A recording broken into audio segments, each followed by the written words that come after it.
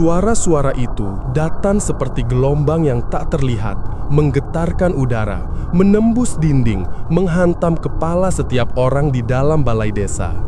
Tidak ada kata-kata jelas, hanya gaung basah yang terdengar seperti rintihan, gumaman, dan sesuatu yang menyerupai tawa tanpa paru-paru. Beberapa warga langsung menutup telinga, tapi suara itu bukan untuk didengar telinga. Itu langsung masuk ke dalam pikiran, seperti bisikan yang menempel di tulang belakang. Lubang besar di lantai semakin melebar.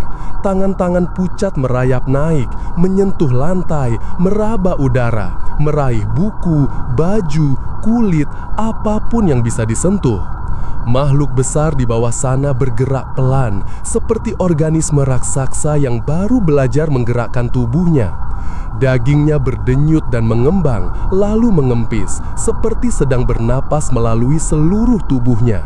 Setiap kali ia mengembang, terdengar suara retak pelan, seolah tulang-tulang baru sedang tumbuh di dalamnya. Makhluk kecil pertama yang menetas dari tubuh lelaki tua itu berdiri diam, memiringkan kepala ke arah makhluk besar di bawah lantai, seakan mendengarkan. Lalu, tanpa peringatan, ia membuka mulut lebar-lebar, lebih lebar dari bentuk rahang yang seharusnya dimiliki makhluk manapun. Di antara gigi-giginya yang kecil dan runcing, terlihat daging tipis menghubungkan rahang atas dan bawah, seperti kulit yang belum selesai dibentuk. Dari mulut itu keluar suara lirih. Ia belum lengkap. Kata lengkap itu membuat suhu ruangan seolah turun beberapa derajat. Hadi merasakan jantungnya membentur dadanya. Makhluk itu belum lengkap, artinya itu masih bentuk awal. Kepala dusun menggenggam buku tua itu begitu keras hingga buku itu mulai sobek di tepinya. Dengan suara parau, ia berbisik, "Dulu, nenek moyang kita memisahkan dua alam. Yang tenggelam tidak boleh bersatu dengan yang terkubur, karena bila keduanya menyatu, mereka akan membentuk asalnya, sesuatu yang tidak pernah boleh ada lagi." Tepat saat kata asalnya terucap, tanah bergetar keras. Dari luar balai desa terdengar suara retak besar, seperti gunung yang memutuskan untuk bergerak. Kabut di luar jendela terangkat sedikit, memperlihatkan sesuatu yang membuat semua orang kehilangan kata-kata. Siluet-siluet besar bergerak menuruni lereng gunung.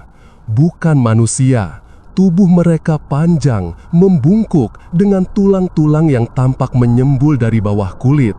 Kaki mereka tidak lurus, melainkan menekuk ke samping, seperti hewan yang dipaksa berjalan dalam bentuk yang salah. Beberapa dari makhluk itu tampak membawa sesuatu di punggung mereka. Karung-karung tanah, tidak, tubuh-tubuh kecil. Tubuh anak-anak, atau sesuatu yang dulu berbentuk anak-anak, yang kini hanya menggeliat pelan menempel pada punggung mereka seperti parasit hidup. Sementara itu, dari arah laut, ombak pecah keras. Buih hitam mendorong sesuatu ke bibir pantai. Puluhan tubuh pucat tanpa mata berjalan tertatih-tatih ke arah dusun. Kulit mereka lembek, meneteskan air asin, dan pada beberapa di antaranya, sisik-sisik perak tumbuh di sepanjang tulang rusuk seperti plet yang salah arah. Mereka tidak berjalan lurus, melainkan bergerak dalam pola melingkar, menuju pusat dusun, menuju balai desa. Gunung membuka masa lalunya, laut mengirimkan kematiannya, dan keduanya berjalan untuk bertemu di titik yang sama. Hadi mundur hingga punggungnya menempel ke dinding, nafasnya tercekat. Ia baru mengerti, semua ini bukan serangan, bukan kebangkitan acak. Ini adalah perjalanan pulang. Dua sisi yang terpisah, dulu, kini, kembali mencari satu sama lain. Di dalam balai, makhluk kecil yang pertama keluar itu menunduk pelan, mengusap lantai yang retak dengan tangan berselaputnya. Lalu, ia berbicara lagi, lebih jelas, lebih manusiawi, namun justru lebih mengerikan. Tubuh kalian adalah jembatan. Seketika, Tangan-tangan di bawah lantai bergerak bersamaan, meraih lebih tinggi, lebih cepat, lebih lapar. Makhluk besar di bawah lantai mengangkat tubuh tanpa mata itu sedikit, memperlihatkan sesuatu yang mengilat di antara dagingnya. Bukan tulang, bukan sisik, sesuatu yang menyerupai wajah. Banyak wajah tertanam di dalam tubuhnya, seakan makhluk itu terbentuk dari ratusan manusia yang tidak pernah utuh. Dari setiap wajah itu terdengar satu bisikan yang sama, "Biarkan kami menyatu." Laut mendekat, gunung menurun, dan Labuhan Haji perlahan mulai tenggelam dalam tanahnya sendiri.